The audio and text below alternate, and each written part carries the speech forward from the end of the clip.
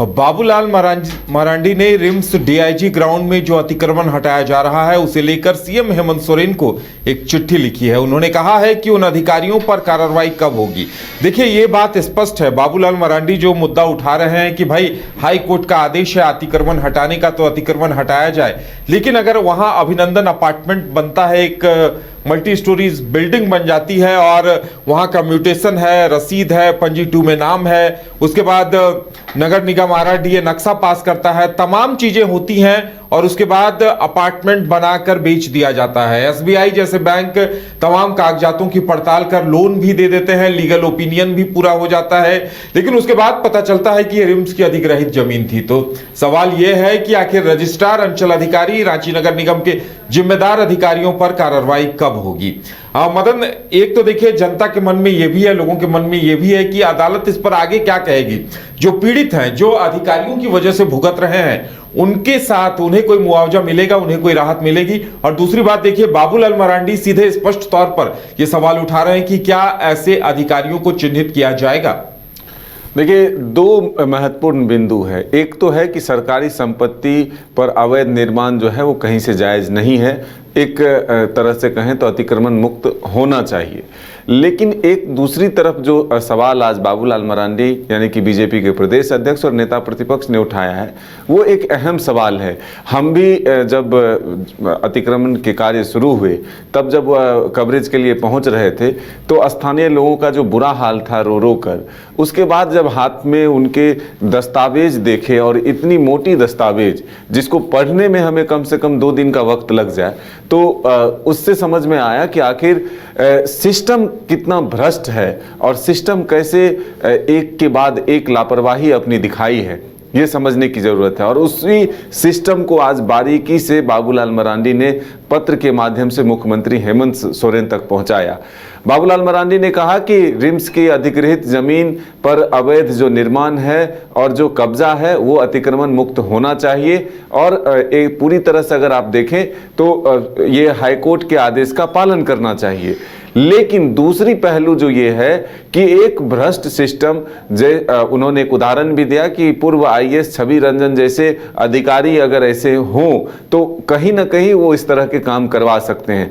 उन्होंने बताया कि सबसे पहले प्रशासन की चूक हुई कि 20 साल 25 साल से अतिक्रमण होते रहे, बड़े बड़े बिल्डिंग बनते रहे और प्रशासन कहाँ गौन थी। रिम्स प्रबंधन की लापरवाही, नगर निगम में अगर नक्शा पहुंचा तो वो कैसे पास हुआ, जो एक तरह से म्यूटेशन दाखिल खारिज होता है वो CO के पास पहुंचा तो वो कैसे हुआ, रजिस्ट्री ऑफिस में रजिस्ट्रार ने कैसे रजिस्ट्री कर दिया। अगर सब कुछ हुआ उसके बाद रेरा नगर निगम से जो अप्रूवल लिया जाता है, नक्शा पास कराया जाता है, उस वक्त भी दस्तावेज जांच किए जाते हैं, उसको छोड़िए। अगर वो भी हुआ तो उसके बाद रेरा के पास पहुंचा तो रेरा ने क्यों नहीं दस्तावेज जांच किया, ये एक बड़ा सवाल है। बैंक के पास पहुंचा तो बैंक भी लोन दे दिया। तो ये एक जो सिस्टम है, अगर कोई एक अधिकारी भ्रष्टाचार करता है तो इतने बड़े सिस्टम में कोई एक सही अधिकारी नहीं मिला जो इसकी सूचना दे सके वरीय अधिकारी को, या फिर कोई वरीय अधिकारी का हाथ है इस पूरे सिस्टम को ध्वस्त करने में।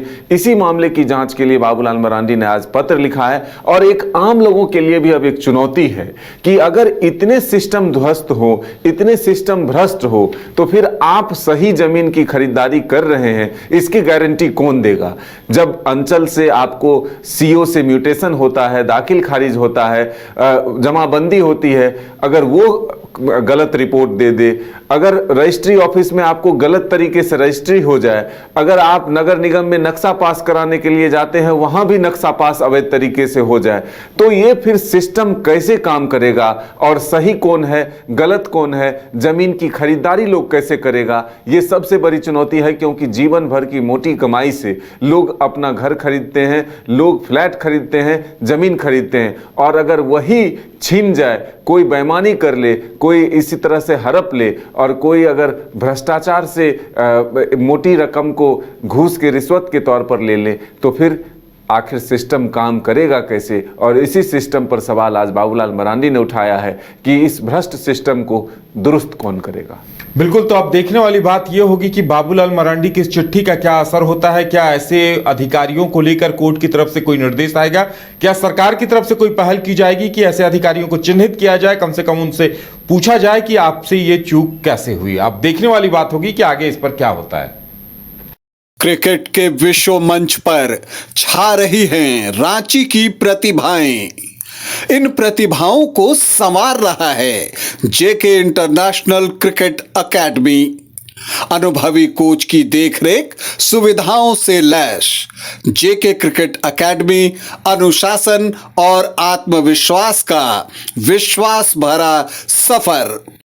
घर रहने का मकान भर नहीं, ये खुशियों की तिजोरी है। दरवाजे पर दस्तक देता पड़ोस, खिड़कियों से उमड़ आता आसमां, तारों में उलझी ऐसी ना जाने कितनी दास्तां। कहती हैं चले डायमंड सिटी, एक सफर हम सफर के साथ अपने घर तक। Diamond city, life long bonding, 500 से ज्यादा खुशहाल डायमंड परिवार। जल्दी करें, सिर्फ 200 फ्लैट बाकी। आज ही बुक करें अपना आशियाना।